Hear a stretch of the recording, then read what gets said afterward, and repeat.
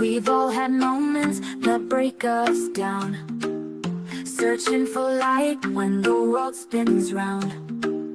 But in those cracks, the purpose is born, a new way to live when the old is torn. It's more than a story, it's the rise from the fall, a place where your purpose starts to call. With Dr. Stephenson, wisdom takes flight, turning your pain into hope, into light. Collide with purpose, embrace the change. Every story's got a fire in its flame. Tune in, listen, find your way to take life's hardest hits and turn the page.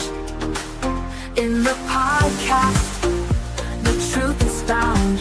Collide with purpose, let love abound. From heartbreak to strength, the lessons unfold. It's about how we rise, not the stories we've told. Guests with their journeys, sharing their light. In every collision, there's power in sight. It's more than a talk, it's the wisdom we gain through every struggle, through every pain. With conversations that open the door to purpose, to power, to so much more. Collide with purpose, embrace the change.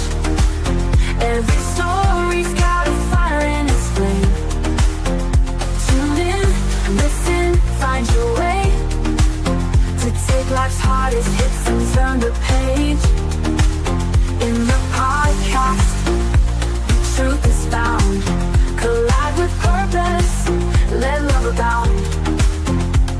So come as you are, with your scars and fears. This is the place where the truth appears. Turn your trials into stepping stones. Find the strength to claim your throne. Collide with purpose, embrace the change. Every story's got a fire in its flame. Tune in, listen, find your way to take life's hardest hits and turn the page. In the podcast, the truth is found. Collide with purpose, let love abound. A collision with purpose, your journey starts here. In every conversation, we'll wipe away fear. Find your purpose, let your life ignite. With Dr. Stephenson, you'll find your light.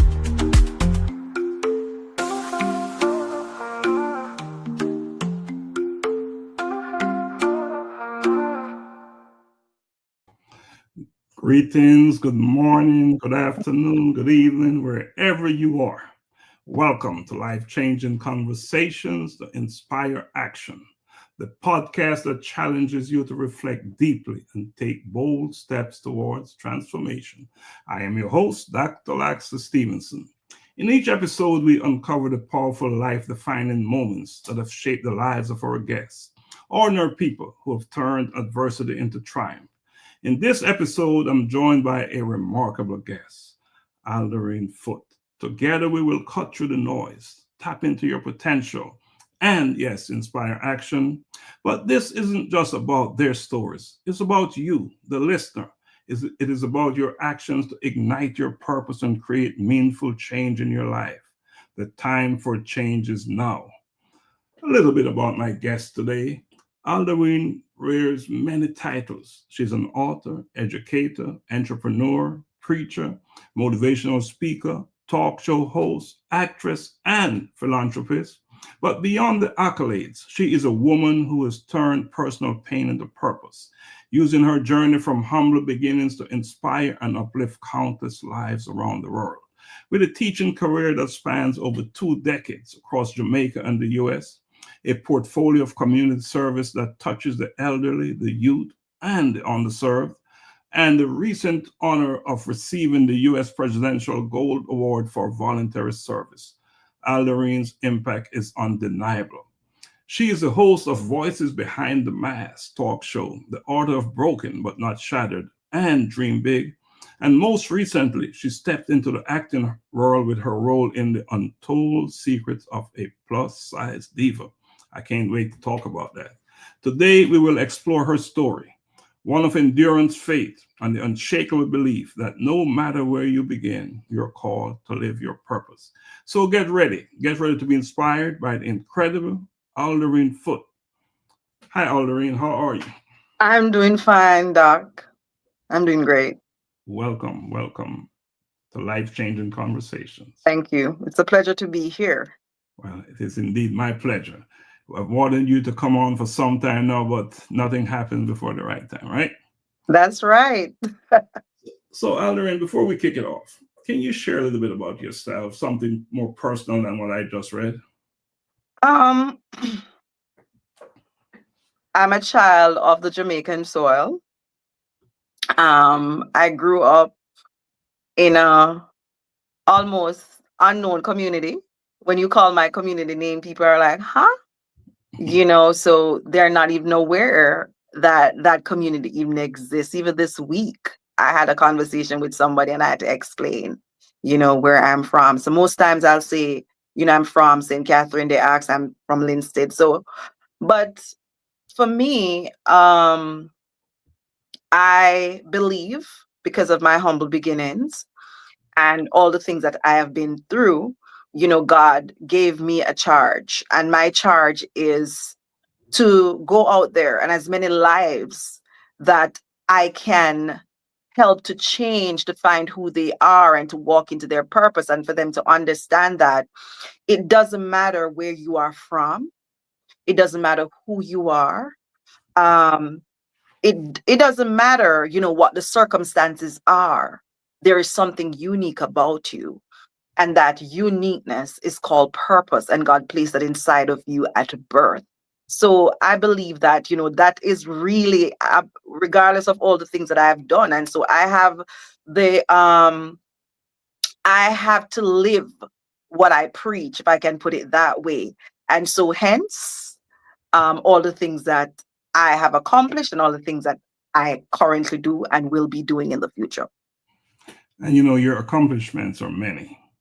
And I like that you said that coming from where you're coming from, you know that you have a purpose. You're called to do something in this world and you're living that purpose. But Alderene, you do so many things, so many different things that I wonder how you find the time to stay focused on all these things. One of the things I tell people is that having a tunnel vision when it comes to walking into your purpose is very important. First it's to understand who you are, and that is why I do what I do. And because I understand who I am, I have to make time for the things that I need to do. And I work I told somebody recently that I work in pods. And so I stay focused on one thing at a time. And there's a time in my life when I was like others, where we dabble in everything all at once, because I believe God made me multi-talented. And so I was dabbling in everything. But then I did not have any form of time management. I did not understand how to manage my time efficiently. So what I do now is that I work in pods. And so I take on one project at a time. Like currently I'm working on a project. And so as soon as I meet that deadline, I understand that there are other things to do, but this is the focus. And as soon as I'm done with that, then I can move on. Working in pods. Thanks for sharing that with us, because too many of us are too busy and we're not utilizing our time as we should. There's such a thing as best use of time. And clearly you've got that down. You've got that down. So of all the things that you're doing, which one do you feel align most with your purpose? Well, for me, I think, let me use this that someone told me some time ago. My pastor in South Carolina said, your voice is your gift. And so I believe that God gave me my voice to ensure that I use that. So my voice is aligned to helping people to walk in their purpose through my writings. That's my voice. Through my talk show, that's my voice. In my job, I'm a training and development specialist, and it allows me to speak to people. And even yesterday I was thinking about that every single week that I go to work, something happens to show me that you are aligned to what you need to do. Because even on the job, I find some way to help others to find their path. And it's not how I actually recognize that it's happening is when someone might say something to me, when I'm helping them and they might say, thank you, because you helped me to navigate in whatever way wherever they're going. So I think currently everything that I do is aligned to who I am. And I say to people that when I get up in the mornings to go to work, I don't flinch anymore. And there's a time in my life when I flinch, like, I don't want to go today, or, let me take a day off because I have the time. But because it's aligned to what I do and I'm so in love with everything that I do, I get up and I go to my talk show and I said, if I reach one person on that platform to help that person to grow, I get the feedbacks. And when I get the feedback, I'm like, okay, God, I'm doing what you called me to do. Absolutely. Absolutely. Now, as I said before, you wear many hats. Now, do you have that one guiding principle or few guiding principles that helps to keep you grounded, even when you're faced with challenges yourself? One, humility. In the sense that never lose who you are. In spite of whatever you accomplish, don't lose who you are. Stay true to who you are. My friends can tell you that I'm still the same Alderene when we get together. The people who I meet will tell you that people will tell me that I'm down to earth. And so I try not to lose that, because we can get so caught up in our accomplishments that we lose who we are. And like I said before, tunnel vision, focusing on one thing at a time. And when you get these accolades, when you get these opportunities, that's what they are, opportunities. And one thing you have to understand, well, I understand, is that all of these things are given to me by God. It's a privilege given to me by God. And so he has given it to me. So there's a reason behind it. Whatever the reason is always tied to his glory. And the other thing is my faith walk, just believing. There were times when nothing was happening, absolutely nothing. And I hold God to his promise. I said, you promised me. At one point, I didn't understand clearly, what his promises meant. But I know he was going to take me somewhere.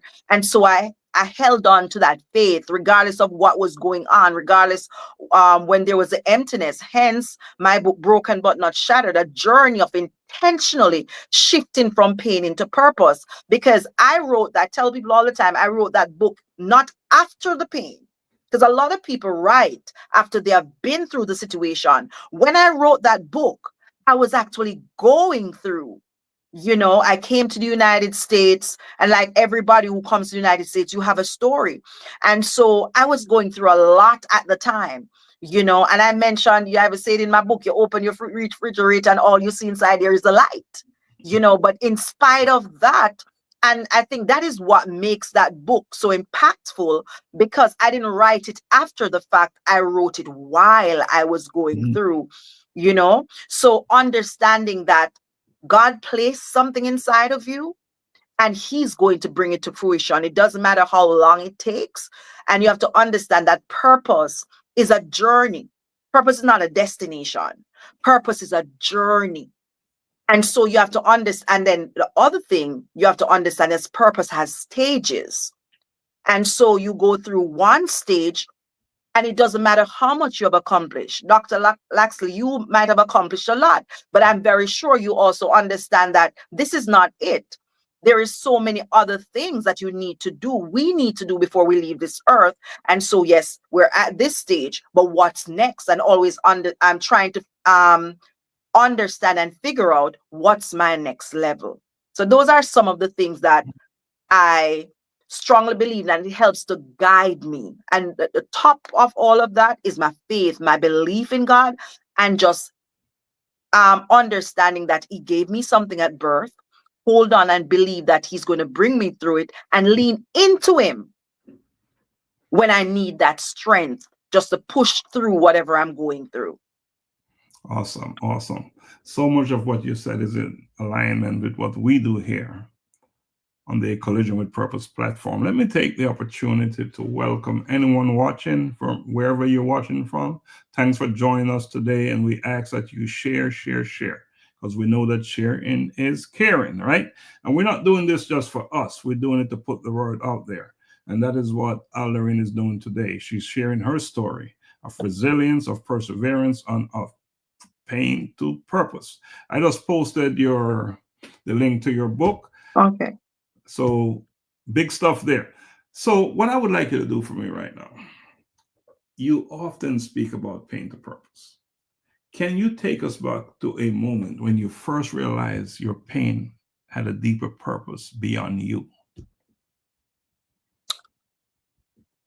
I think when I really understood is maybe a few years before I finished my book. I was living in South Carolina. Mm-hmm. And it was then that I understand one principle about pain, that your pain is not for you. And so, like I said, I was going through a lot at the time. I moved to the United States to teach. And so I was teaching in South Carolina. I taught in South Carolina for 6 years. And a lot of people, who don't live in the countries like Jamaica, wherever, they don't live in the diaspora. People believe that when we come to the United States, a bed of roses. And, it was just one situation after another that I was going through, because my family is here, but I was so far from them. And so I never had that cushion. And I remember I used to watch a lot of motivational speakers. And even in the midst of what I was going through, I was doing a lot of coaching sessions with a lot of people globally. And one of the persons I watched that told her story that stood out to me was Lisa Nichols. And I remember her telling her story about having, and I was going through a lot. When I say I was going through a lot, I was going through a lot. And telling her story about, she wasn't able to buy diapers or to feed her child. And she said, this, I am never coming back here. But she was now in a different place. And so I understood in that moment that I had to make way not to go back there where I was at the time, and understand that when I get out of that situation, I need to pour back into other people in the same way that she was pouring into me. So I think that's a pivotal situation. But it was when I was here in the United States, going through all that, because I've been through so much way before I came here. I used to ask God, what is going on? I'm not in that mode anymore. I'm in a different space, a different place. But back then I used to ask God, what did I do? What did I do? Because every step of my life has just been pain. But it was in that season that I understand that the pain was not for me. The pain was for those who I had to pour into. And so when I started pouring into people, I don't sympathize. Mm-hmm. I empathize because I understand. Pain was to prepare you for your work ahead. Awesome. So Another thing that you witness early in your life is to see your parents experience a certain amount of situations, many sacrifices made by them. How did those experiences shape your sense of resilience and your commitment to service to the work that you're doing today? All right, so let me go back to the story for you to understand, or just a synopsis of the story of my life. I grew up in an extended family home. So when I was born, my great grandmother was still in the home. My mother, my cousins, we all lived in the same house. But my great grandmother had a lot, if I can put it that way. We had a lot of land. We had orange groves. When we were getting mangoes, it was one whole drum of mangoes. We're getting crabs, it was one whole drum of crabs. I had chartered taxi taking me to school, all of that. We were never in want. But then at age 10, I think at 9, my grandmother died. At 10, my parents separated. And my parents were teenage parents. And so they had a very good job. But it was in that same season that both of them, not one, but both of them got redundant at the same time from their jobs. And, as young people without any education or post-secondary education, let me put it that way, it, proved difficult for them to survive. And by that time, now my grandmother died, all the lands were divided, everybody got their portion. And everything changed. I now had to move from the school I was going to and go to another school where I now had to walk to school every single day, and so, but for me, I am intrinsically motivated. And so I saw the change and I understood the change and I embraced the change. And, moments when my mother and I had to share a shoe when I was in high school. So she had to wait until I came home from school to get the shoe. My sister and I in primary school had to share a bag. And so we had to meet at a strategic point because we're on different shift to exchange the bag. And whomever is coming home that evening, had to have all of those books in your bag carrying home. But for some reason, it never broke me. I just understood that it was a change. It was a change, somehow I understood the change. So going through high school, this was my own philosophy. Every day I told myself, as a young person, I'm saying, I'm not better than anybody and nobody's better than me. And that's all that I kept telling myself. I'm not better than anybody and nobody's better than me. So when I was going to school, days after days, there was no lunch money. My father at his field, and at nights he'd go and he'd gamble. And so if he didn't make any money at the gambling, then, the next morning there was no money to go to school. And then by that time, my mother was now with her husband, who she eventually married, my younger sibling's father. And so she had to be fending for her family. And so it was just a difficult time, but I kept focus. I kept focus. I kept focus on my studies and then I had some aunts that became my role model. So I saw that they got out. I saw the life that they live, and I wanted that. I never said that to anybody, but when I spent time with them, I looked at what they had, and I understood in that season that my only way out was education. I understood that my only way out was education. And it was during that time I decided, for some reason, I had a teacher in second form, and she was a great teacher. I loved her, and back then I wanted to teach history. And so that was the reason why I became a history geography.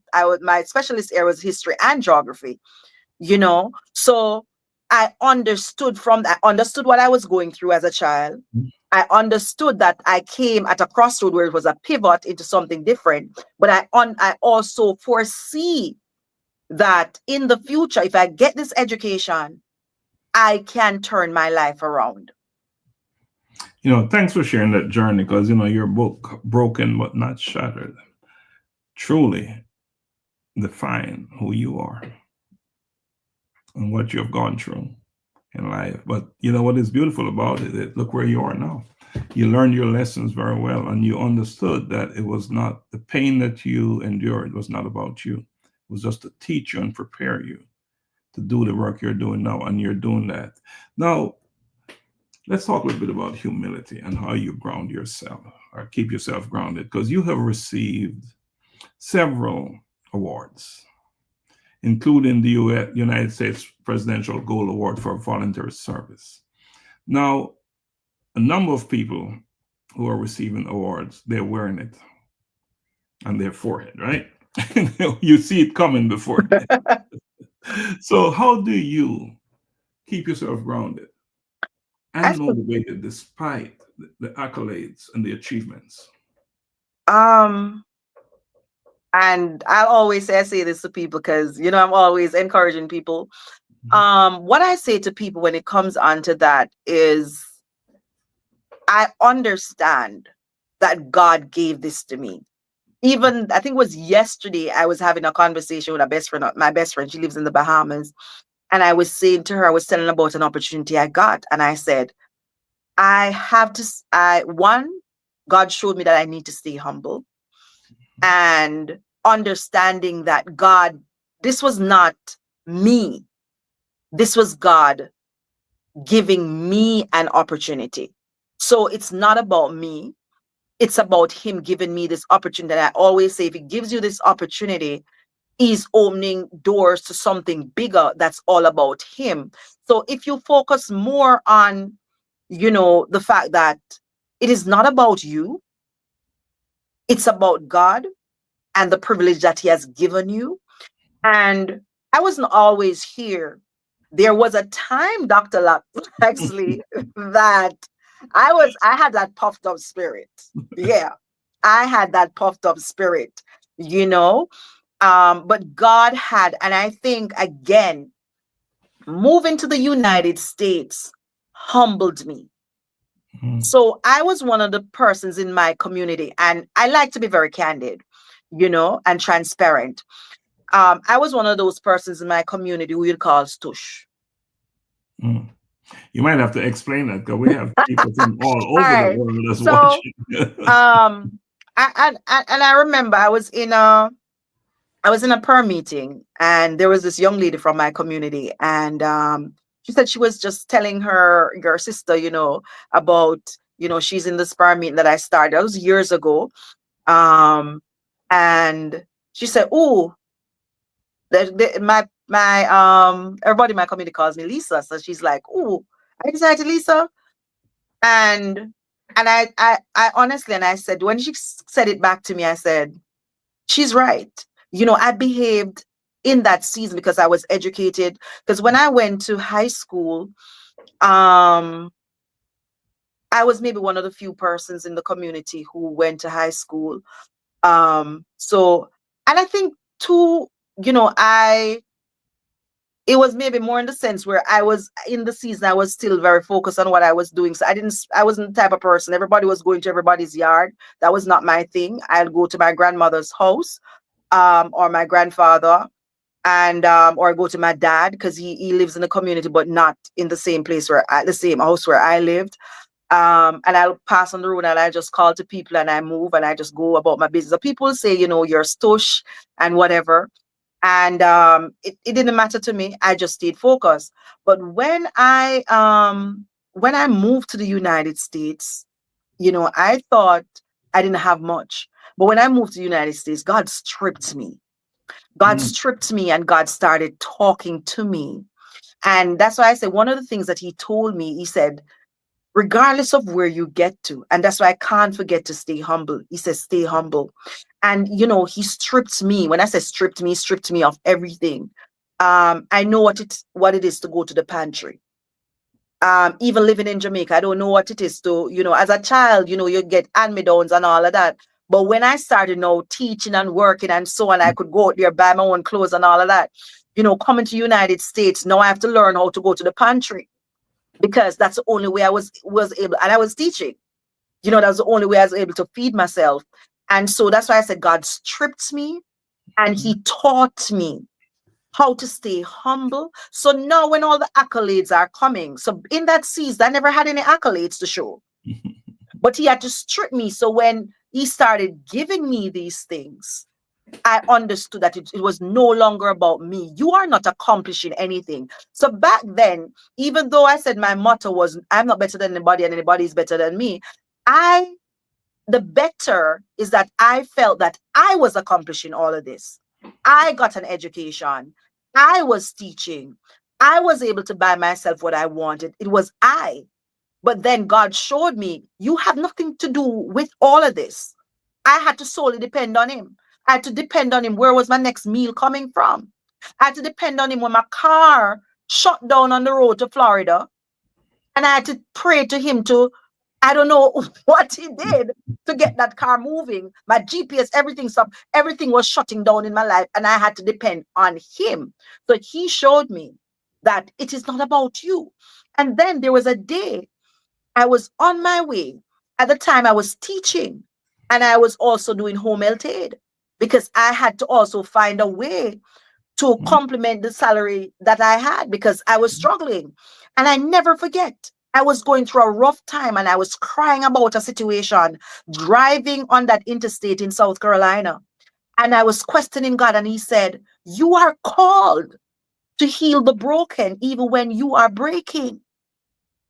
And so in that season, he taught me so much. So I believe I had to come to the United States. And it was not about the teaching. It was about the breaking. Wearing your scars as badges of honor. That's awesome. Powerful stuff. Let's show some gratitude and acknowledge some of the folks watching us today. We have Lisa. Thanks, Lisa. Thanks, Nikisha. Rashina, and you can tell Rashina is one of your friends. That's my niece. Loud. We have Dr. Hilda Hibbert. Hi, Doc. Congratulations. Thanks for joining us. And anyone else that we can't see your name, we really appreciate you joining us today. We're not doing this for us. Alderene is not here telling about her story for her benefit. She's sharing it because she believes and she knows that it will make a difference in someone's lives out there. So that's why she's on your show. Let's take a quick break and come back. When we come back, we're going to talk a little bit about your purpose, your faith, and service. So let's take a quick break and we'll come right back.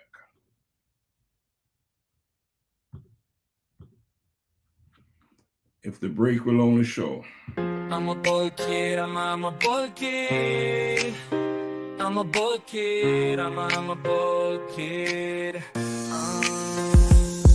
I wake up in the morning and I praise the Lord. I thank him for his protection and I walk in his steps, declaring that today's provision is set up for me. I love God and I love my friends. I'm a bold kid. I'm a bold kid. I'm a bold kid. I put on my armor and I read his word, blessing come out of my mouth. Cause I know to whom I belong, I am bold for Christ. Holy Spirit dwelling within me, carrying his presence wherever he sends me. I'm a bold kid, I'm a bold kid. I'm a bold kid, I'm a bold kid. Loving others as he told me to pray for healing, miracles to see, knowing my identity in Christ, he is in me. I am a bold kid, he loves me, standing firm on his word, proclaiming everything I heard, not afraid because he is with me. Be bold.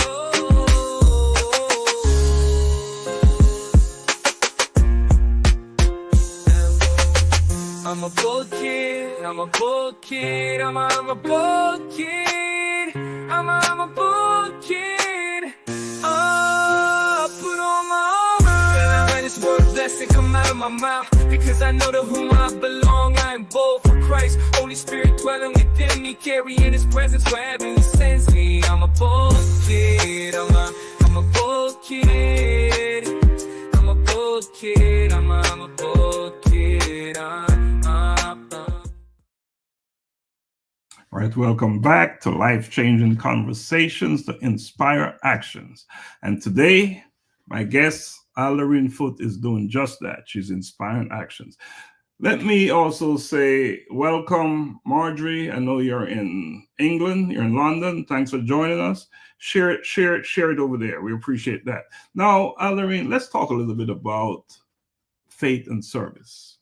Your life is all about service, clearly, from teaching to feeding the elderly to empowering youth. How would you define the true meaning of service in today's world? Service is about being a steward. And when we understand that one of the attributes that we should have is stewardship, and serve without expecting anything in return. A lot of the things that I do is free. Someone would call me to do X or Y, and I do it, and not expecting anything in return. Because we have to understand we came on this earth, whether it is to be stewards to our children, we have to learn to be stewards on our jobs. Wherever we go, we have to learn to serve, and serve from the heart without expecting. That is what true service really is. Serving from the heart without expecting any gain. I'm not saying gains won't come, but it's the expectation of those gains. If you can serve without expectations, you'll continue to serve. Service will just be a part of you. So a lot of people, they serve, but they serve for accolades. They serve expecting. So for me, it doesn't matter. Like when it comes to, you spoke about me working with the elderly, for years, when I was in Jamaica as a young, in my 20s, I started, working in voluntary service. I taught at a school for 14 years. Right out of college, I understood that people poured into me in order for me to get through college. And so I worked in an institution, a voluntary institution, and I taught classes in the evening to adult learners. I wasn't getting paid. There was later on, maybe the latter years of the program before I left, they started giving you a stipend because they started collecting. But I never went out there to gain anything. I wanted to pour into somebody because I know where I'm coming from. And I wanted to pull others out of that. When I was teaching, I talk about on the job, there are still kids who called me mom. I recently lost a son. And he's not my biological son, but I understood this child needed an additional mother, if I can put it that way. And so I stood in that gap. And I stood in that gap until he died in December. And so they know when they're going through stuff, they're grown men, but they know when they're going through stuff that they can call on me.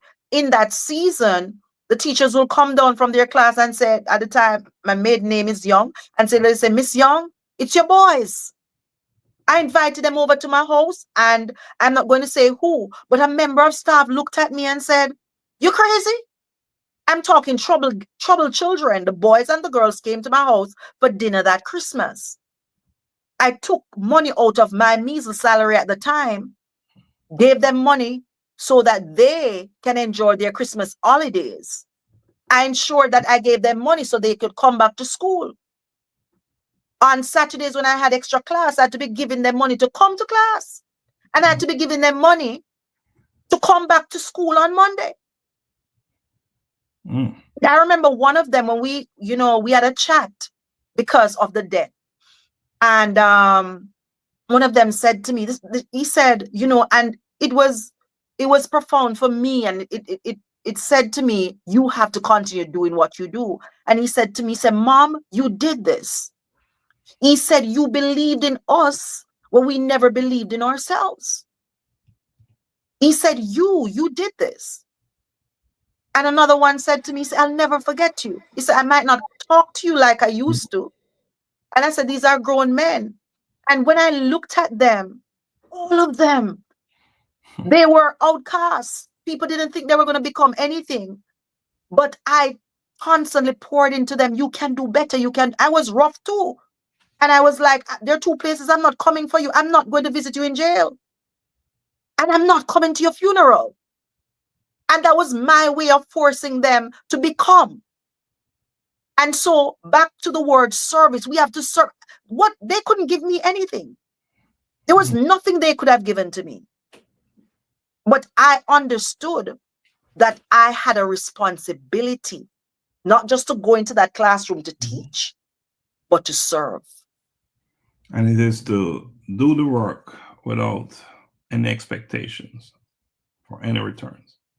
I'm reminded as you're talking about giving and charitable giving. There's quite a distinction to be drawn.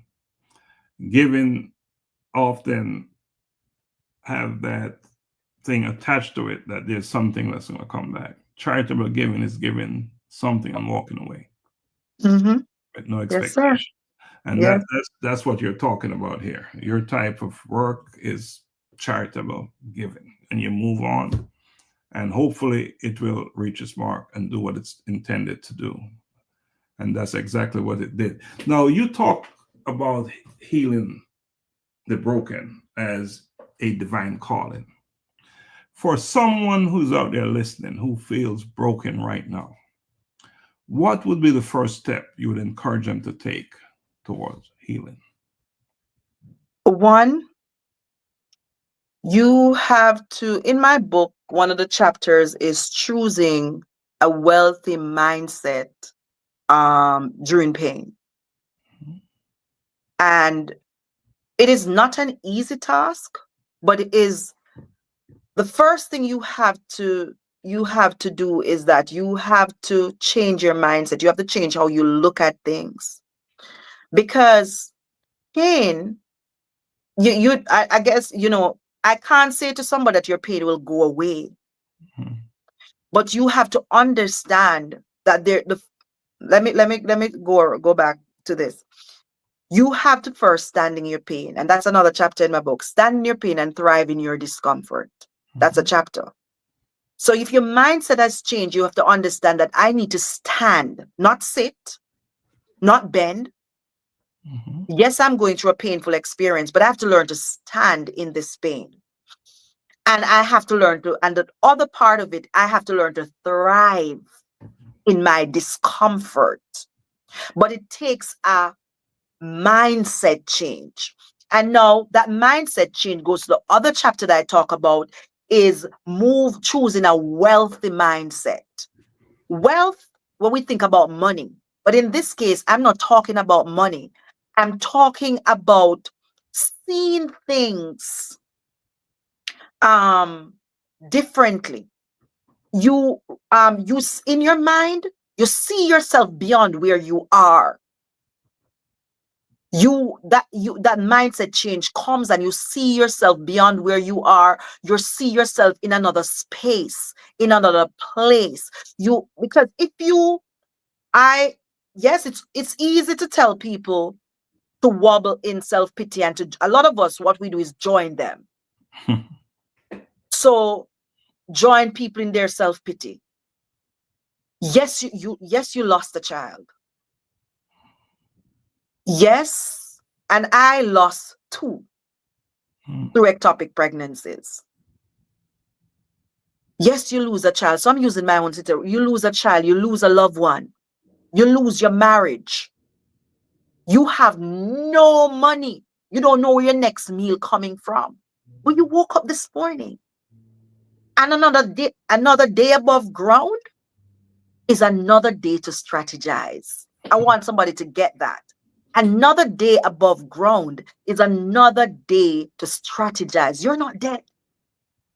There's no flowers sitting above you. You're not under the earth. Your mate has not called you. And so it means He has given you another day to get up and go. And what that looks like, I can't determine that. You determine what your next step looks like, what your next day looks like. But what you're going to do is to strategize. So, no, I'm not going to tell you that pain is going to go away. Because our pain, the memories of those pain will always come back. The things I've been through, they come back. But I can't lean into them. I can't allow myself to lean into it. Because if I lean into it, the current project I'm working on will never be finished. I've been there. I've been through depression. I know what it is. So a lot of people say, you don't know. Yes, there's a time in my life where I had series of depression. People talk about suicide. There's a time in my life when I had suicidal thoughts. I tell you, I am very transparent, because a lot of times we have to be real with people for them to understand that you don't understand. Yes, I've had those thoughts. I've gone through depression. I remember I went through depression, and again, alignment. I spoke about alignment on my show last week. It's very important. And I never forget. My girlfriend didn't ask me what I was going through. She said to me, Alderene, come and spend the week with my family, because she lives in an extended family home. She said, come and spend the week. I was in Jamaica at the time. And she said, come and spend the week with my family. And I stayed there and I started healing because, I had a lot of people, because I lived alone at the time. So alignment is also important. So I'm not going to tell you that you're not going to go through stuff. It's understanding that your purpose is not a destination. It is not where you're at. It's where you're going. It's your next level. And if you can have that tunnel vision and say, yes, God, I'm here right now. I'm going through this. But how can I strategize? I might be depressed for a couple of days. I might be depressed for how long you're going to be depressed for. But I need to get out of this. You have to start talking to yourself. If you have to use affirmations, whatever it is. I remember in South Carolina, I used to get up every morning, step out there. No food in my house. Can't buy clothes, can't do anything. But I step out there every morning and I spoke the word of God. I use the word. I use the word of God. So I use scriptures and I used to speak the word. You said, the plans you have for me to prosper me and not to harm me. You say you're going to give me a bright future. I claim it in the name of Jesus. Every morning. I get back inside the house and yes, I'm crying. There are days I was on the floor. Tears streaming. I remember one day I came home and I accidentally, and I'm going to say accidentally, got myself in a $500 debt that I didn't have. $500, but I didn't have it. And I remember I sat on the edge of that sofa, not even in the sofa. I sat in the edge of the sofa with tears streaming down my eyes. And I said, devil, do whatever you want to do to me, but I'm not going to stop serving God. I could have given up. But I kept pressing because I said, God, you promised me. So it's developing those strategies, because it's not a one shoes fits all. Everybody's situation is different. Everybody's situation. And that is why I listen to people. I don't right away start giving people advice. I know God has called me to pour into people, but I have to hear you. I have to hear what you're going through. And then I'll help you to strategize. Because one shoes don't fit all. Your story is not my story. Your lane is not my lane. You and I speak on purpose, Dr. Laxley. But at the same time, our destination or where we're going, our purpose, not our destination, but our purpose is different. We both talk about purpose, but our purpose in aligning people to their purpose is different. Obviously.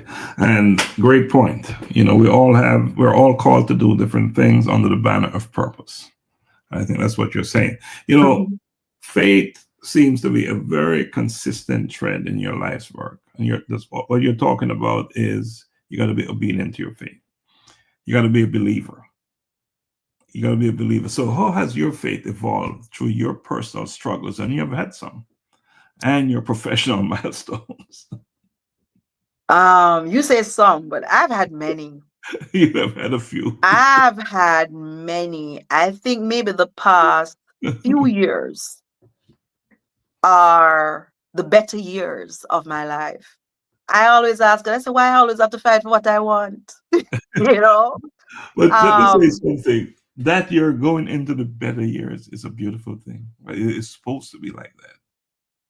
Can you imagine if the best part of you was behind you? mhm. So isn't that an awesome thing? It is. If It you're is. coming into your own, into your purpose, no, go ahead, please. It is. But understanding that no story, no glory. Mhm. Um, so I had nothing else. I had nothing else to hold on to. Um, I've been through so many things and there's nothing else to hold on to but my faith. Mm. I got saved at 15, and like many others, I have backslidden. And even in the seasons when I wasn't walking with God, He was the only person I could call to. Mm. So I understood the Bible says faith is the substance of things to hope for, the evidence of things that you cannot see. Mm. And so I had to lean into that word and understand that. Can you imagine you have evidence of something you can't see? You are seeing something that has never it's basically saying you are visualizing something that has never even not even materialized. You don't even have the resources for it to materialize. It's just you knowing who God is and believing. And then along the journey, when it comes on to faith, along the journey at intervals, God is going to step in and show you who He is.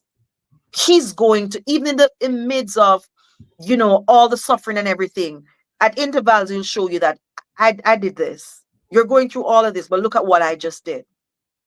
And so it's focusing on, not focusing on what you're going through, but focusing on what God did. Looking back and say, yes, I was going through all of this, but God gave me that.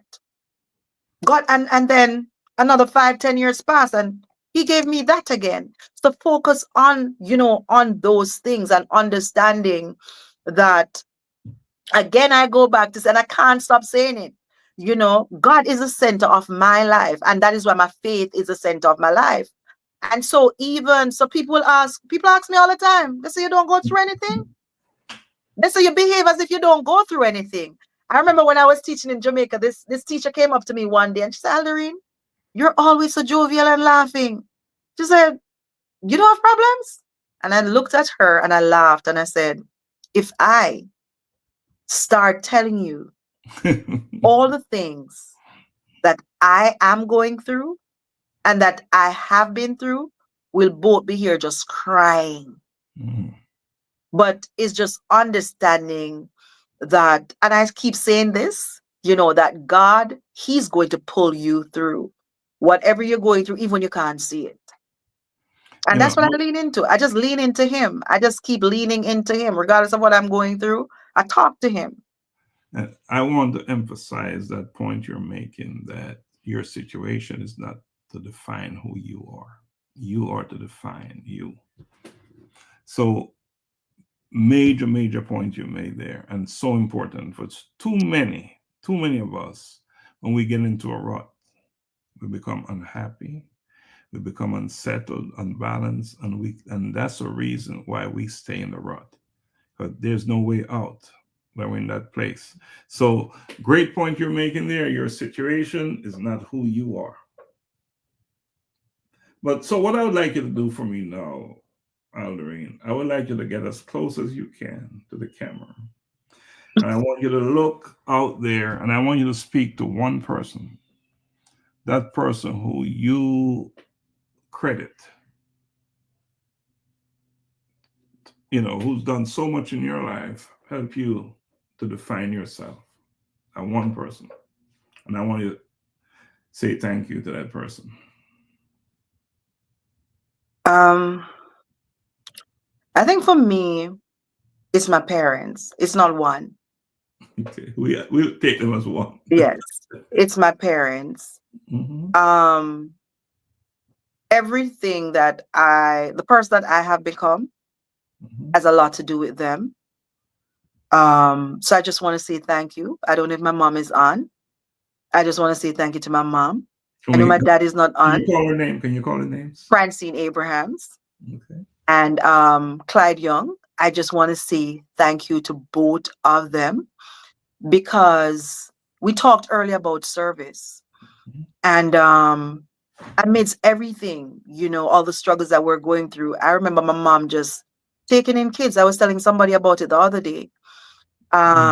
We didn't have enough on the table, but she was taking in other people's children, who had way less, maybe who had nothing, because we almost had nothing, because there were days we didn't have dinner. But if it was even just to give them a roof over their head, or we shared the banana, and everybody. And one of the things I recognize that me or my siblings, we never fussed about it. And so my sister is even way more forgiving than I can ever be, And so even that stewardship came from my parents. My parents were humble, but at the same time, one of the things about them is that they were very principled. They didn't tell you to do this or do that, but they operated with principle. They represented the right versus the wrong. Mhm. My dad is, and I tell people marry their father, girls marry their fathers, because I think my husband is so much like my dad. A quiet person. He commands respect, but not in a loud way. And so maybe that is why I'm able to step into a room, and I learn how to be more observed before I even speak. Maybe that comes from him. And so I think all that I have become, it's them. It's both of them. And, them always just being there for others. And so I've learned to just be there for other people. So I think everything about me, the person that I have become, has a lot to do with who my parents are. And one of the biggest things is that my parents were never together since I was 10.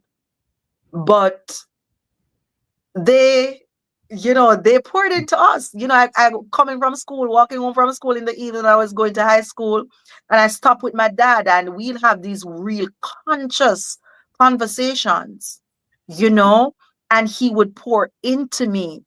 At 12, my dad said to me, he said, "You're old enough now. I'm not going to beat you anymore.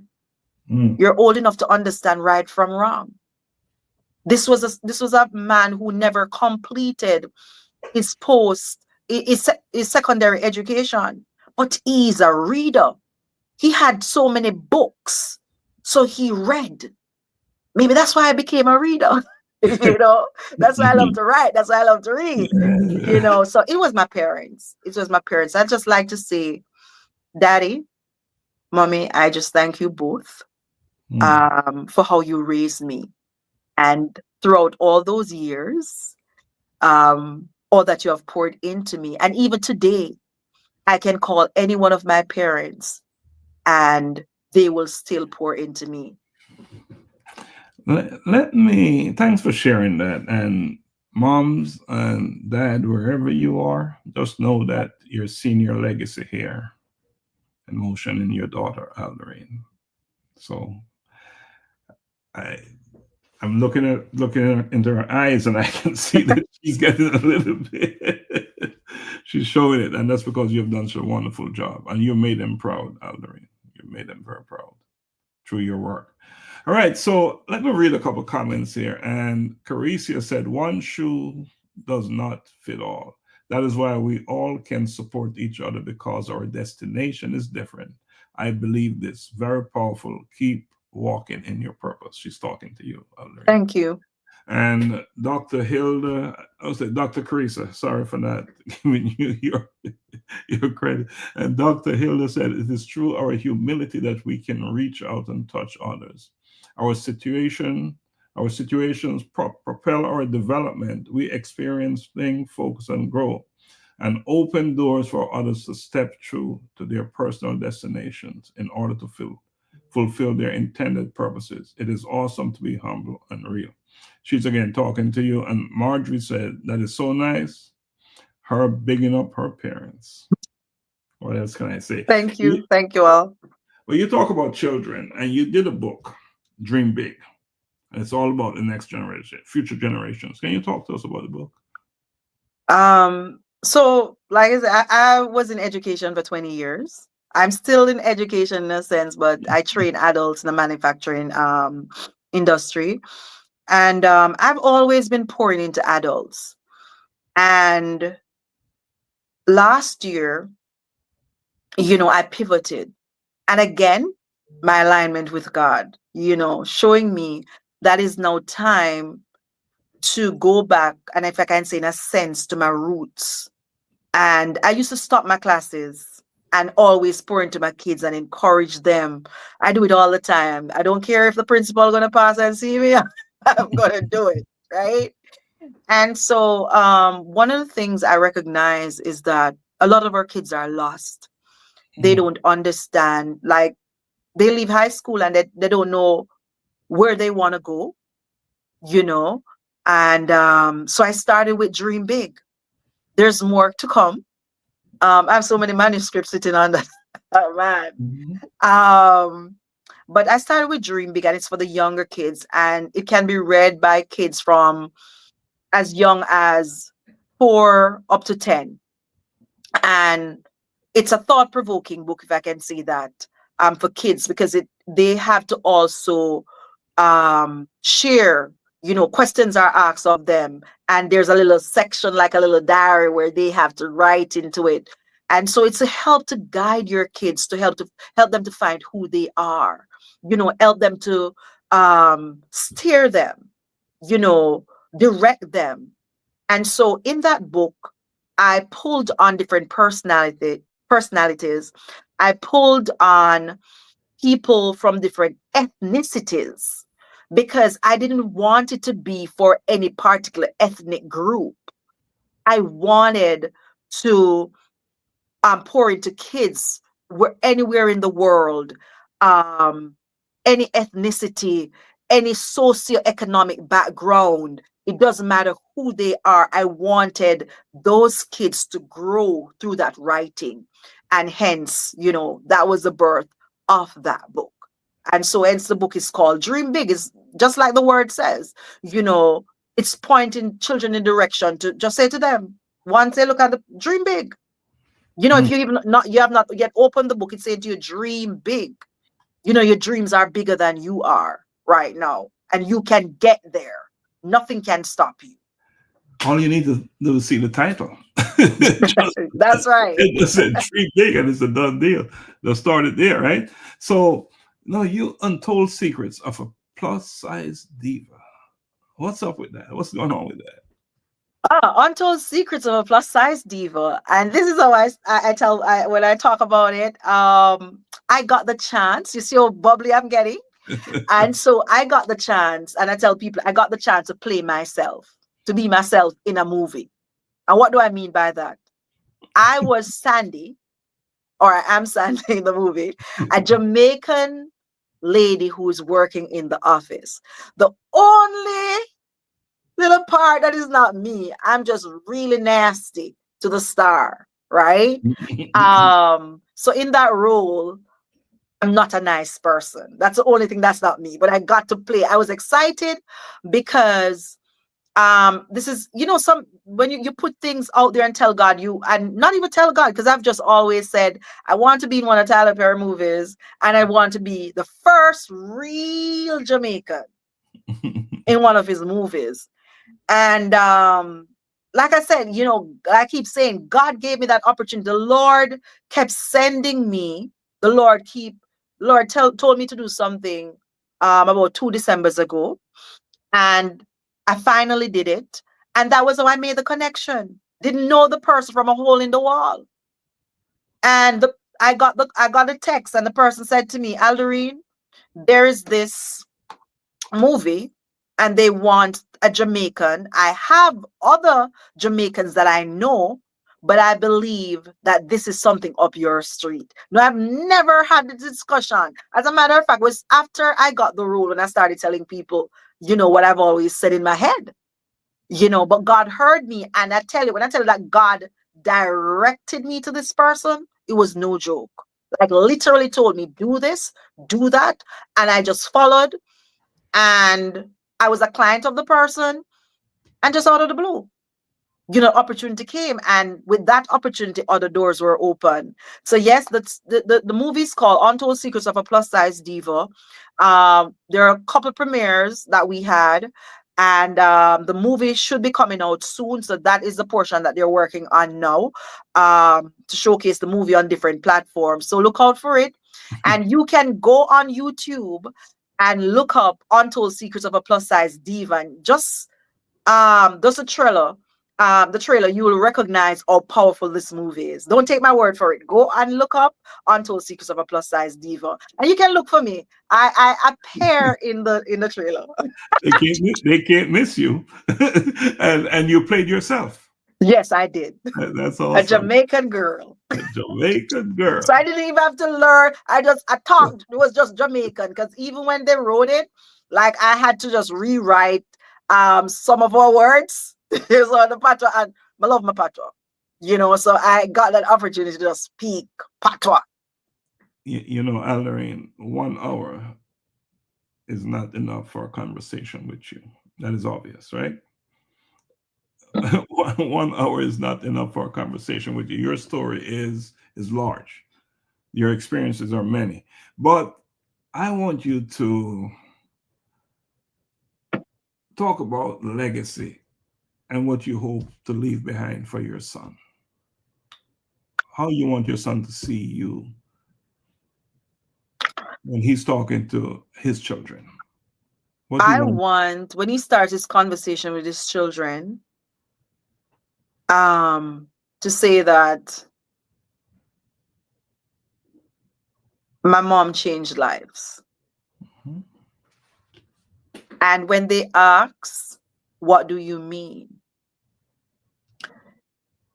Say that, she helped people to find who they are, help people to understand the gift, which is called purpose, that God placed inside of them. Mm-hmm. And so if I'm gone, he can direct them to my books. He can direct them, because what is on social media stays on social media. Mm-hmm. To direct them to the YouTube, to the Facebook, to wherever, I was pouring into people, so that they can see it live and in living color. And so they too will be able to grow, Mm-hmm. and to bloom. And like I say all the time, my tagline on my show is to grow, to go, to grow, and to glow in your purpose. So that is what I'd love for him to pass on to his children, so that they too can pass that on to their children. Let's talk about your show, your podcast. What can you share with us about your podcast? So my podcasts are my talk show. Mm-hmm. It's called Voices Behind the Mask. Mm-hmm. I started on Zoom when the Lord said to me, I used to do lives on Facebook, and the Lord said to me, you're going to start a talk show. And so I started on Zoom, and I interview people who have been through similar to what you're doing with me. So, the tables have turned on me today. People who have been through stuff, Mm-hmm. and but they made it through. And for people to understand again that they see this regular person, your next door neighbor, that lady, that man down the road, that person from your workplace who has been through hell and back. But regardless of all that they have been through, they're walking in their purpose. that person that have the same challenges that you have, Mhm. the same deficits that you're experiencing. But in spite of all of that, they are now thriving in their purpose. Or some are not even thriving, they're walking in their purpose. So the aim, again, is to allow my viewers to see themselves through other people. And so when I'm not interviewing somebody, I'm on alone. And I choose topics. Like I said, last week, I was on the show by myself. And so I talked about alignment and the importance of how important alignment is to walking in your purpose. Mhm. So that is what I do. So every week I'm on, and like I said, I try to be very transparent. I try to be as real. I pull out my own stories. I am very candid, because I want people to understand that the person you see in front of you went through stuff that you're going through, and is currently going through stuff. But guess what? She's standing in her pain and thriving in her discomfort, and you can too. And you have done all of that today on this show, on Life Changing Conversations. So inspire. Thank you. All right, so we're drawing out on time, but I want you to send a message back to your younger self. That young girl that was watching her parents, her grandparents go through what they went through. What would you say to that younger self today?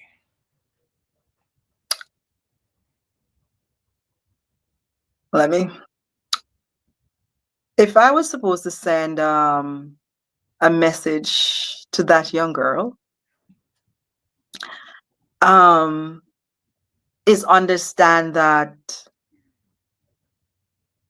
in that season, you were in a bubble. Because here I am in the United States, and I didn't see beyond that bubble. I didn't see beyond my Jamaican bubble. God had, and I tell people, God had to rip me out of Jamaica because I didn't want to go anywhere. And so I didn't see myself on an international level. I didn't see myself. I just saw myself in Jamaica and thriving and growing in Jamaica. I saw myself. I know that I would have grown, but I didn't understand that in that season, Jamaica was a bubble, if I can put it that way, because there are so many other things, and those things that you do, you can go back or and help to grow your country. Mhm. And so I didn't see it that way. I stayed in that bubble, even though I understood that there was more, but the more I saw was in my bubble, the bubble that I was in. So a lot of our, let me say, at the box. So there's a big wide world out there. And I would have said to her, there's a larger world out there that you can impact. And you need to see yourself beyond the bubble. Well said. And I want to add to that we are also in a bubble here in the United States. And we need to see ourselves beyond this bubble. As you said, there's a larger, greater world out there with all kinds of people. So, yes, so the bubble still exists, just that it's out of Jamaica. Now it's elsewhere. All right, good stuff. So, for our listeners searching for a purpose or feeling somewhat stuck, what is one life-changing conversation you believe they need to have for themselves right now? Again, I go back to my book. There's a chapter, the mirror approach versus the shadow approach. And I'll just say this in a nutshell. When you look into the mirror, you see yourself staring back at you. So a lot of people take a mirror approach to life. So all they'll see is where they're at. Now let's talk about the shadow approach. Or shadows take different forms. And if we can see ourselves beyond the mirror and see ourselves in the shadow approach, we'll understand that it is not where we're at that is important.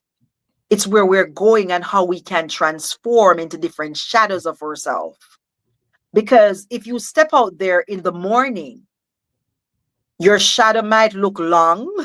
If you step, depending on how the sun is shining, right now I'm moving and my computer is dark, and then I see shadows of my hand. My hand is not as big as it looks on the computer right now. So your shadow allows you to see, different dimensions of yourself. So when you're looking at yourself, don't take a mirror approach. Take a shadow approach and see the different dimensions of yourself. Not where you're at, but who you can become and who you are becoming and will become. Awesome. It's where you're heading. It's not where you are. And often we spend too much time on where we are. Mm-hmm. So it's about where you're heading, because especially if where you are is not serving you well, why dwell in it, right? So before we close, Alderene, is there anything else you'd like to add? Any questions that I didn't ask, but there's something that's important on your mind you would like to share? It's something very simple. People ask the question all the time, what is my purpose? And for me, to anybody who is out there, the answer is simple. Your purpose is that thing that you can wake up to every single morning and do it every day without flinching. Your purpose is that thing that you do that consumes you. And when it consumes you, you will sit there for hours and hours will go by and you don't feel like it's a task. You feel like it's something pleasurable. So if you're searching for purpose, look at your day-to-day life and look at the things that you do and the things that you get to do. For instance, someone might be sitting in an office and you are currently an accountant pushing numbers every single day. And you go to work every day and you don't want to go back, but you have to go because of the money. But then when you get inside your kitchen, on the moments that you get into your kitchen, you are bubbling. You like to do different dishes. You enjoy trying different things. You enjoy going to different restaurants. But what you didn't realize is that your purpose all along, yes, you're a good accountant, but your purpose all along was cooking. So how are you going to pivot into that? So if that question is asked, that's what I say to you. Just look at the thing that you'll get up every single day and do and smile through it. And not only smile, you let hours pass and you'll not even recognize that hours have passed while you're doing it. Just like this hour went by so fast. Because we love what we do. Absolutely. Let me say that what a powerful conversation we've had today with Alderene Foote. A living reminder that resilience is not just about surviving, but about transforming our struggles into a life of service and purpose. And that is exactly what she's done with her life. Alderene's journey shows us that even when the odds are stacked against us, faith, hard work, and an open heart can build a legacy that touches generations to come. And that is her work. If today's conversation resonated with you, talking to whoever may be watching us right now or will watch later, take a moment to reflect. How can you turn your pain into purpose, much like my guest, Alderene, has done with her life? How can you show up even when it's hard for the calling on your life? Alderene, I want to say thank you for sharing your light with us today and to our listeners, right? My pleasure. As always, keep pushing, keep dreaming big, and remember, the most life-changing conversations are often the ones we dare to have with ourselves. So until next time, stay inspired, continue doing the work, continue living in your purpose and walking in your purpose. For everyone searching, wondering why you're here, it's time to rise. Time to find purpose. This is daily insights unveiled. Your odyssey to find purpose. I used to wake up feeling lost in the crowd.